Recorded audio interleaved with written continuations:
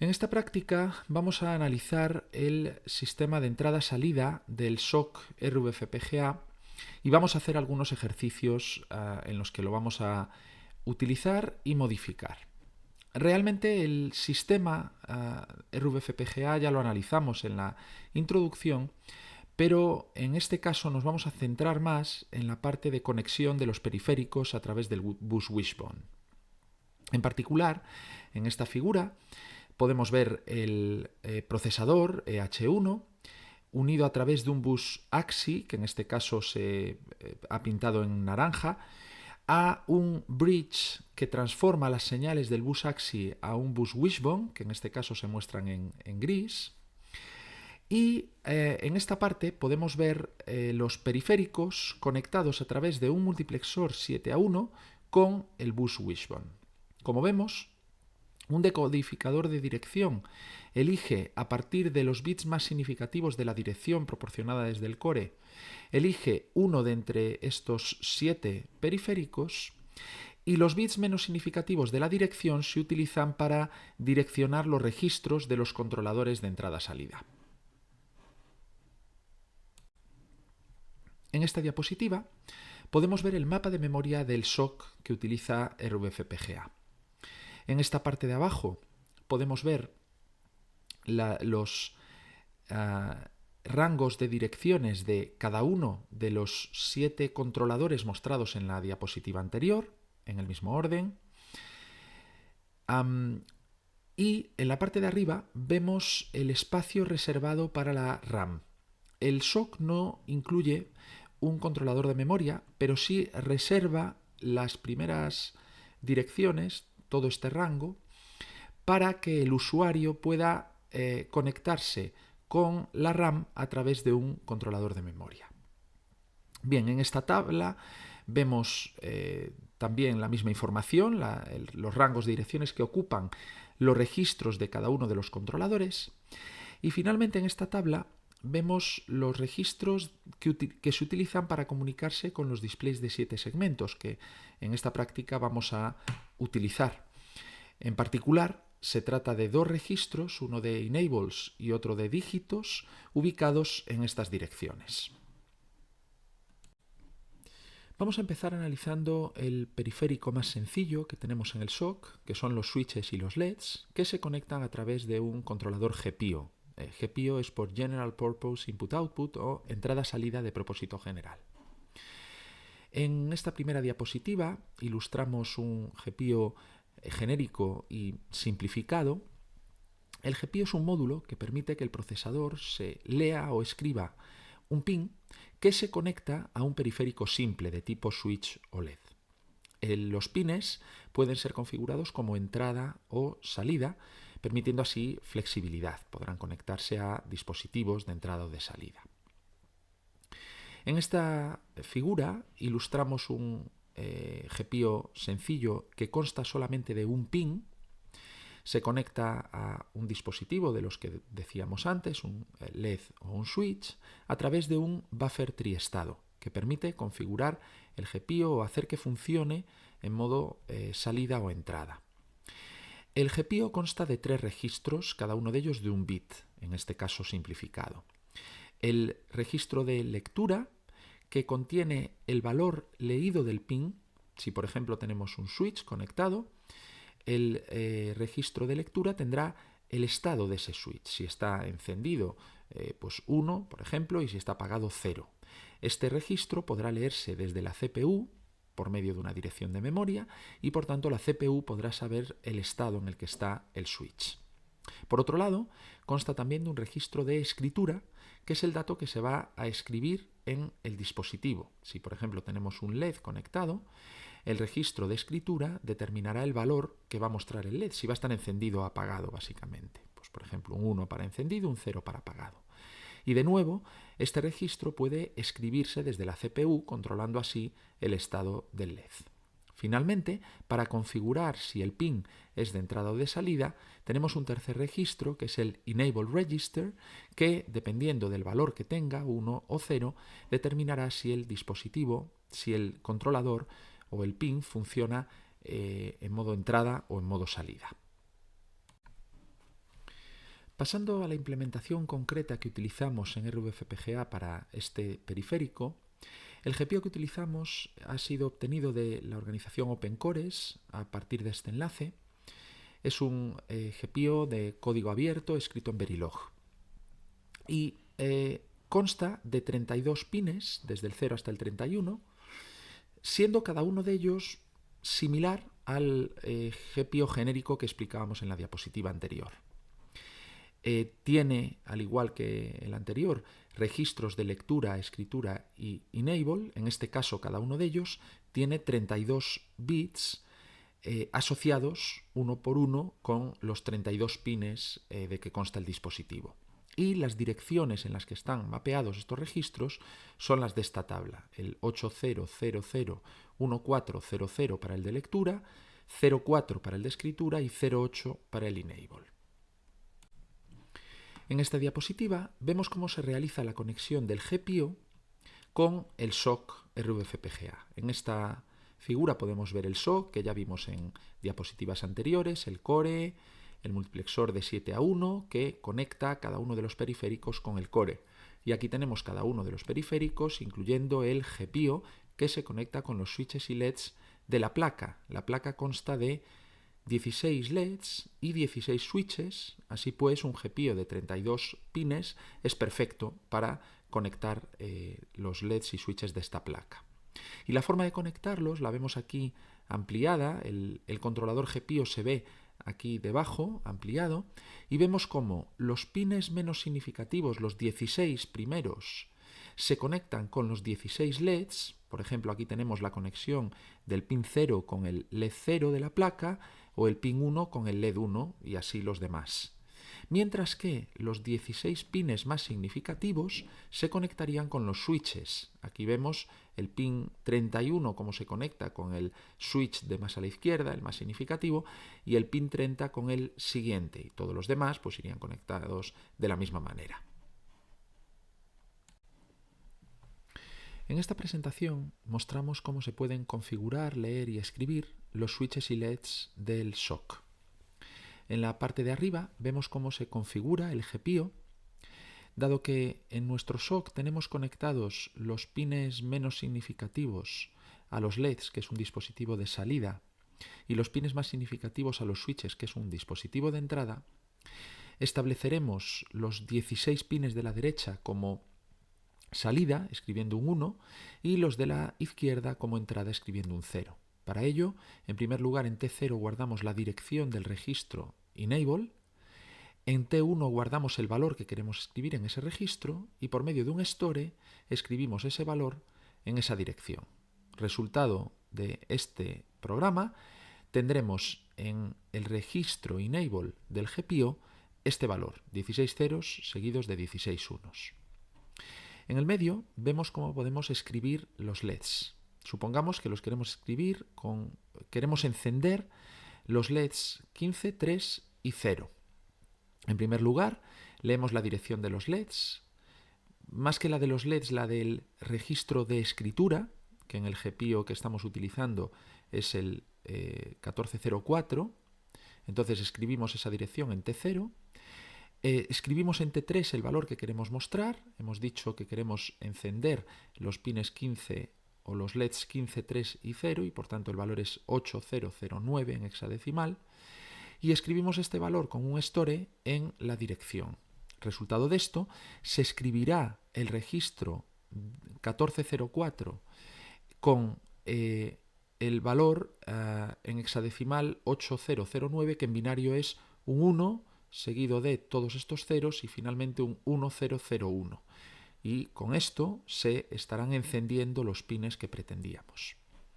Finalmente, en la parte de abajo vemos cómo podemos leer los switches en los 16 bits menos significativos del registro T5. Con este código escribimos en T0 la dirección de lectura, del registro de lectura, que es la 1400. Leemos esa dirección en T5 y desplazamos 16 posiciones a la derecha el registro T5. ¿Por qué? Porque los switches están conectados a los pines más significativos, del 31 al 16, y por tanto lo que se lea va a estar en esas posiciones, y para ponerlos en las posiciones menos significativas tendremos que desplazar 16 posiciones a la derecha. Si el estado de los switches era este, lo que teníamos en el registro de lectura sería este número, 11, 0000, unos o ceros según los switches estén arriba o abajo, y este es el valor que se va a leer en T5, y luego al desplazarlo 16 posiciones a la derecha quedará en T5 este valor.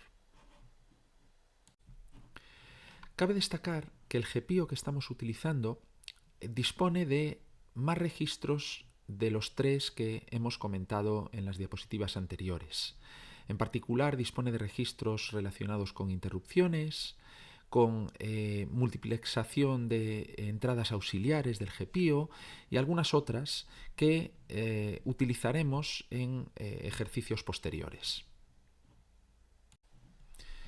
Vamos a ver un ejemplo de una aplicación ejecutándose en RVFPGA Bitbo que lee el estado de los switches y copia ese estado a los LEDs, encendiendo aquellos switches que estén en on y apagando aquellos switches que estén en off.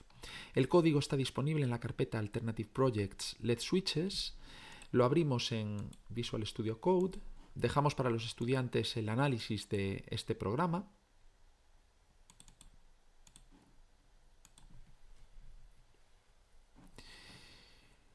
Y lo ejecutamos en Bitbo,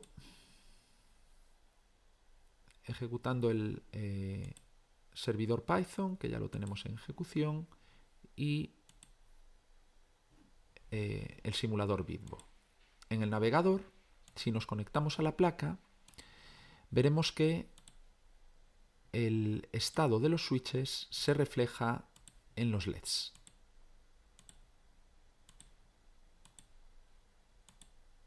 Cada vez que cambiamos el estado de un switch, el estado del LED también cambia.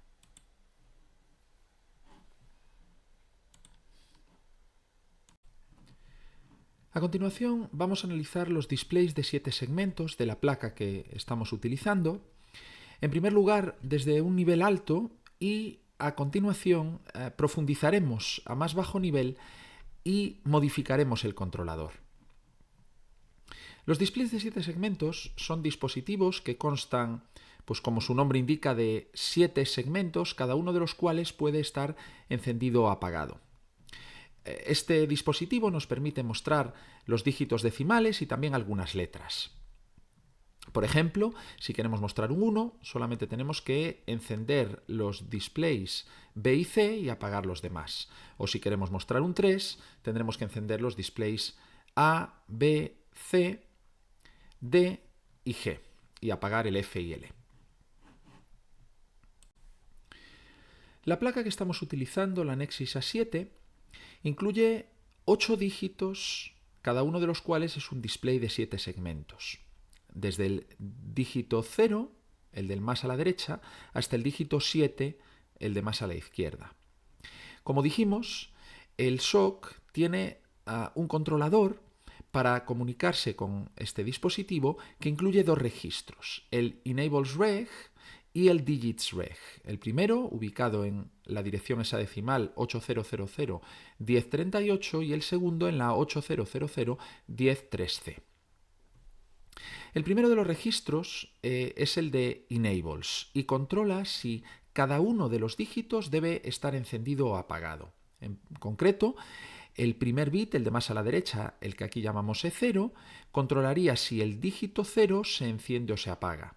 Obsérvese que este registro es low assertive, lo que quiere decir que un 0 en el bit correspondiente haría que el dígito se encienda y un 1 haría que se apague.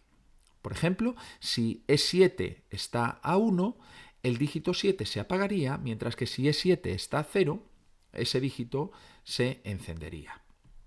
Por su parte, el registro DigitsReg contiene la información que debe mostrar cada uno de los 8 dígitos, codificada con 4 bits.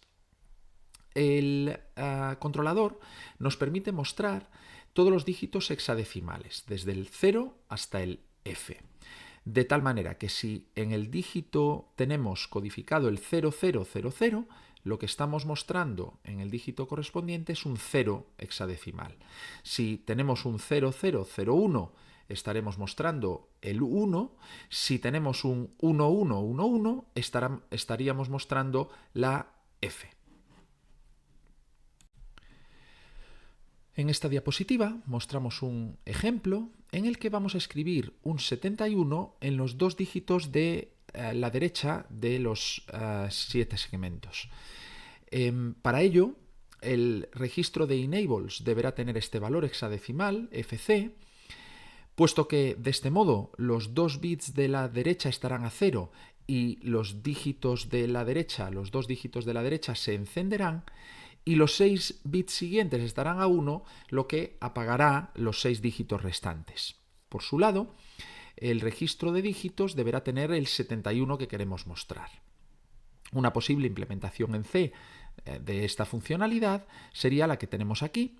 En la función main escribimos en esta dirección, en la dirección asociada segenAddr que tenemos aquí definida, que es la de los enables, escribimos fc. Y en la dirección de los dígitos, que la tenemos asociada a esta macro, segdigaddr, y es la 10.3c, escribimos el 71. Y luego nos quedamos iterando en un bucle infinito para poder ver lo que se muestra en los displays. Bien, pues a continuación vamos a ver funcionando el código que acabamos de explicar. Lo vamos a ver en el simulador RVFPGA Vidbo, aunque podríamos verlo exactamente igual ejecutando en placa. El código, exactamente tal y como está, debería funcionar del mismo modo en la placa. Vamos a la máquina virtual y vamos a abrir el proyecto de Vidbo. Projects, RVFPGA Vidbo. Y en el fichero C reemplazamos el código que hay en este momento por el código de la diapositiva.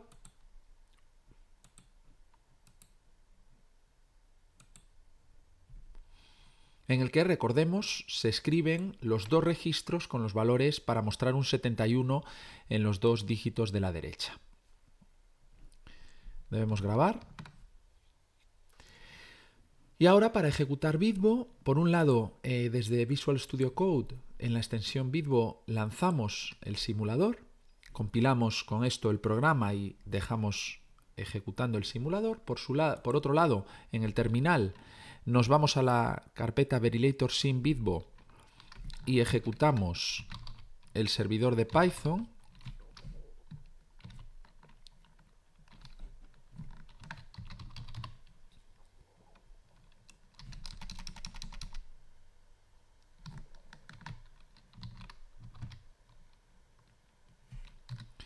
Aquí está. Y finalmente, en el navegador, abrimos la dirección localhost 8000 nexus7.html y al conectar a la placa vemos cómo el programa muestra un 71 en los dos dígitos de la derecha y apaga los demás dígitos. Obsérvese que en el simulador los dígitos se muestran fuera de la placa, en la placa están en esta posición. A continuación vamos a explicar los displays de 7 segmentos a bajo nivel. En esta figura podemos ver en el lado izquierdo los 8 dígitos, cada uno de ellos es un display de 7 segmentos, y en el lado derecho uno de estos dígitos en detalle. Como vemos, el dígito está conectado a un ánodo común y los cátodos son individuales. La señal del ánodo determinará si el dígito está activo o inactivo. Si el dígito está inactivo, estará completamente apagado. Y si el dígito está activo, cada uno de los cátodos determinará si el segmento correspondiente está encendido o apagado. Si nos fijamos ahora en la figura de la izquierda, vemos los 8 dígitos y vemos que reciben dos señales, cada una de ellas de 8 bits. La señal AND, que va desde el bit 0 hasta el bit 7, y las señales CA, CB hasta CG, cada una de un bit, y un bit adicional de P que no utilizaremos. Como vemos, cada uno de los bits de la señal AND, desde el AND 0 hasta el AND 7, es el ánodo del dígito correspondiente. Por ejemplo, AND 0 sería el ánodo común del dígito 0. AND 1 sería el ánodo común, pero del dígito 1, y es diferente del AND 0. Y con esto, por tanto, podemos controlar la activación o desactivación de cada dígito de forma individual. Por su lado, las señales que controlan los cátodos son únicas. CA es la misma para cada uno de los dígitos. CB, que controlará el segmento, pues este de aquí, será también la misma para cada uno de los dígitos. Y por tanto, el reto ahora será cómo podemos mostrar un número de 8 dígitos, cada uno de ellos diferente, si las señales que controlan los cátodos son únicas. Lo veremos a continuación. En esta diapositiva tratamos de explicar cómo conseguimos mostrar un número de 8 dígitos en los displays de 7 segmentos de 8 dígitos. Y esto lo conseguimos a partir del controlador de displays de 7 segmentos de que dispone el SOC de RVFPGA, y que, como vemos en esta figura, devuelve las dos señales de 8 bits que necesitan el dispositivo para funcionar. AND 0, AND 1 hasta AND 7 y CA, CB hasta CG.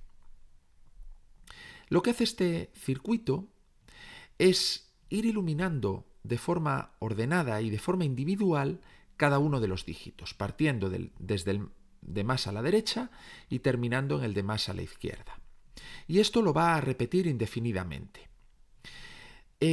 Cada vez que encienda un dígito, que será durante un intervalo de tiempo corto, los cátodos mostrarán el patrón que corresponda al valor que queramos mostrar en ese dígito.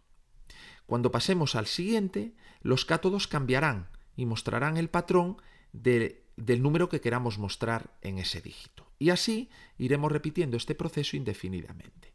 De tal manera que el ojo humano no puede percibir el apagado de un dígito antes de que se ilumine de nuevo, y así los 8 dígitos darán la impresión de estar iluminados constantemente al número de 8 dígitos que queramos mostrar.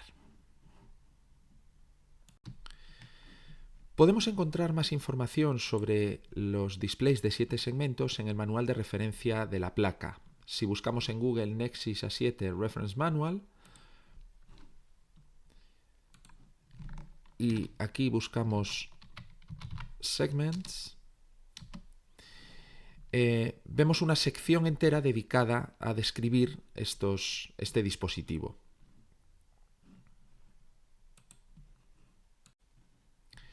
El controlador recibe dos señales de entrada, EnablesReg y DigitsReg, que están conectadas a dos registros mapeados en memoria que determinan el valor de 8 dígitos que queremos mostrar. El controlador genera como salida, como ya vimos en la diapositiva anterior, las señales AND y CA hasta CG que el dispositivo de display de 7 segmentos necesita para funcionar. Recuérdese que las señales de activación son activas a baja. En esta diapositiva mostramos un ejemplo del funcionamiento del controlador de displays de 7 segmentos. Supongamos que queremos mostrar el número 71, es decir, queremos que los 6 dígitos iniciales estén apagados y los dos de la derecha muestren un 7 y un 1. El controlador funcionará del siguiente modo. Durante el primer periodo de tiempo, el bit 0 de la señal AND estará en baja y todos los demás bits de la señal AND estarán en alta, desde el 1 hasta el 7, con lo que conseguiremos activar solamente el dígito de la derecha. En cuanto a las señales que controlan los segmentos, Solo la B y la C estarán a baja. Recuérdese que son activas a baja. Por tanto, ponerlas a baja significa encender el segmento correspondiente. Y recordemos que los segmentos B y C son estos dos. Por tanto, si estamos encendiendo esos dos segmentos y apagando los demás, el efecto será que veremos un 1 en este dígito. En el segundo periodo pasaremos al segundo dígito y, por tanto, el bit 1 de la señal AND estará a baja y todos los demás bits estarán a alta. Por su lado, estaremos poniendo a baja los segmentos A, B y C, que eran este y por tanto en el segundo dígito estaremos viendo un 7. Los periodos del 3 al 8 harán que no se encienda ningún dígito, por tanto la señal AND estará a alta por completo y el efecto será que no estaremos mostrando ningún número por los dígitos del 3 al 8. Este proceso se repetirá de tal manera que el efecto final será que veremos los dígitos de más a la izquierda, los 6 primeros apagados, y a los dos dígitos de la derecha mostrando continuamente el 7 y el 1. En esta última diapositiva podemos ver el sistema RVFPGA completo mostrando todos los detalles del controlador de 7 segmentos. Este es el sistema RVFPGA. Tenemos el core, el bus AXI, el bridge de AXI a Wishbone y el bus Wishbone que conecta con los controladores de los dispositivos. El core, que aquí lo vemos ampliado, genera una serie de señales del bus AXI y en particular estas 4 son las que van a afectar al funcionamiento del controlador de 7 segmentos. Por su parte, el controlador recibe del bus Wishbone todas estas señales que escribirán el número que queramos mostrar en los registros EnablesReg y DigitsReg. Estos registros están conectados al controlador del display de 7 segmentos que actuará, como explicamos en las diapositivas anteriores, para generar las señales AN0, AN1 hasta AN7 y CA, CB hasta CG, que sirven para controlar el número a mostrar en los 8 dígitos de los displays de 7 segmentos. Vamos a ver a continuación la implementación en Verilog del controlador del display de 7 segmentos. El código lo podemos encontrar dentro de la carpeta del máster en SRC, que incluye todo el código del SOC, Swervolf SOC, periféricos, peripherals y System Controller. Este es el código que vamos a analizar, concretamente la parte que se refiere al controlador del display de 7 segmentos. En las próximas diapositivas vamos a ir explicando las distintas regiones de código que nos interesan para los displays de 7 segmentos. Empezando por los registros mapeados en memoria. Recordemos que el controlador, y si volvemos atrás a esta figura, tiene a 2 registros mapeados en memoria, cada uno con una dirección distinta, EnablesReg y DigitsReg, y que el controlador recibe las señales desde el core a través del bus Wishbone. Bien, pues en esta parte del código vemos la asignación que se hace de los datos que provienen del core a los registros para poder controlar lo que vamos a mostrar en los displays de 7 segmentos. Obsérvese que la dirección del registro se elige, entre otras cosas, a partir de este número que se compara con los bits menos significativos de la dirección. A continuación, vemos la instanciación del controlador de los displays de 7 segmentos, que se llama así, SafeSeg Displays Controller. Este es el módulo en el que se implementa el controlador, y estas son las señales de entrada y salida. Como vemos, el controlador recibe como entradas como señales de entrada el enables reg y el digits reg, además del reloj y el reset. Esto lo veíamos en la figura. Como entrada al controlador, estos dos registros, y como salida va a proporcionar las señales que necesitan los displays de 7 segmentos para funcionar. AND, y aquí se llama digits bits a los bits individuales CA, CB hasta CG, que son las señales de salida del controlador que van a los 8 dígitos de displays de 7 segmentos. Pasemos a continuación a analizar la implementación del controlador del display de 7 segmentos.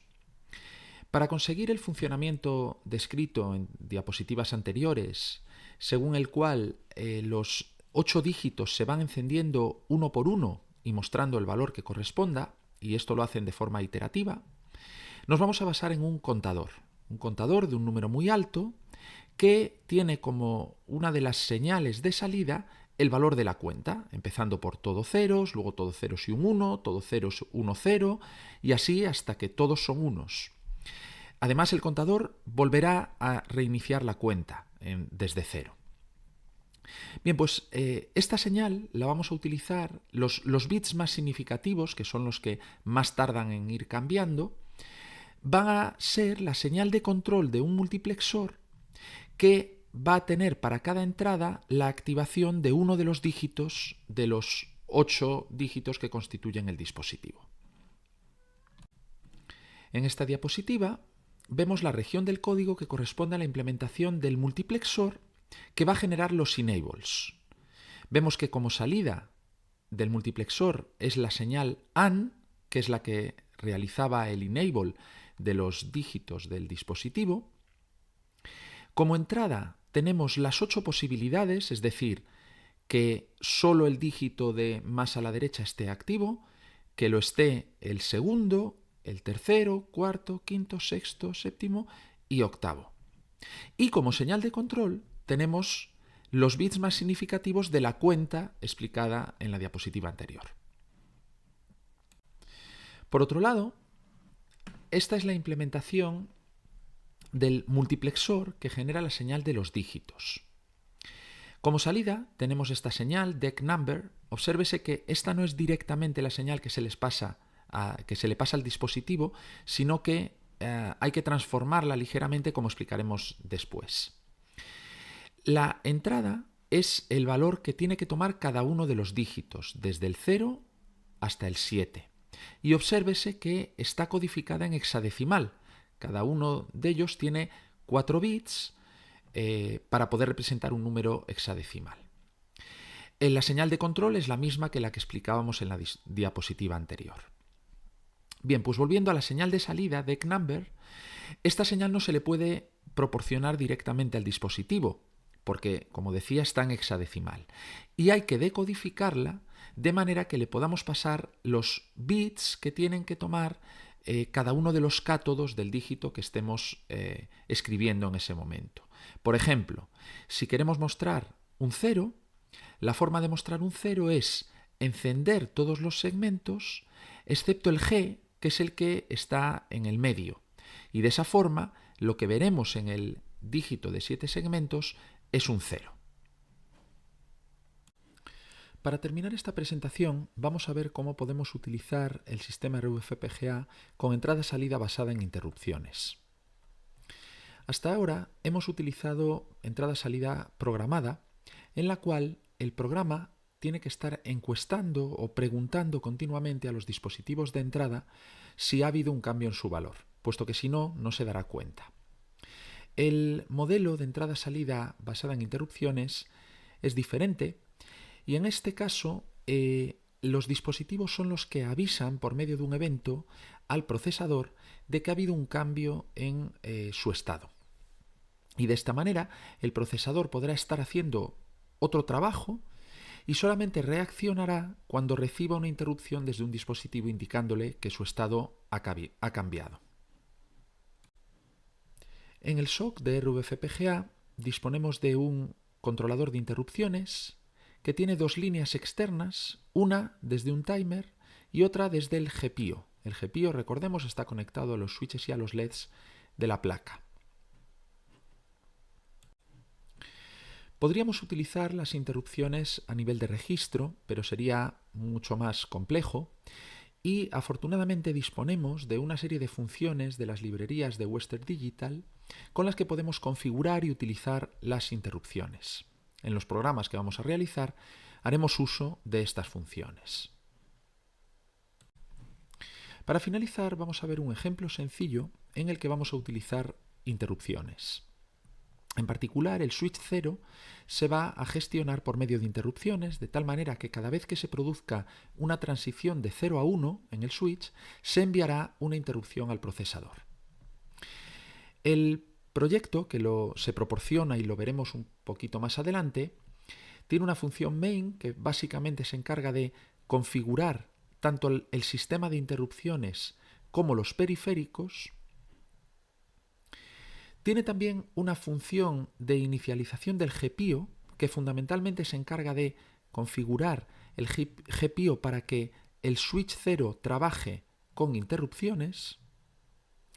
Y luego tiene la función GPIO ISR, Interrupt Service Routine, la rutina de tratamiento de la interrupción, que se ejecuta cada vez que se llega una interrupción al procesador. Esta es la función encargada de realizar la tarea a consecuencia de la interrupción. Y la tarea será invertir el estado del LED menos significativo cada vez que se produzca una subida de 0 a 1 en el switch 0. Así, lo que se hará en primer lugar es leer el estado de los LEDs actual, a continuación invertir el LED de más a la derecha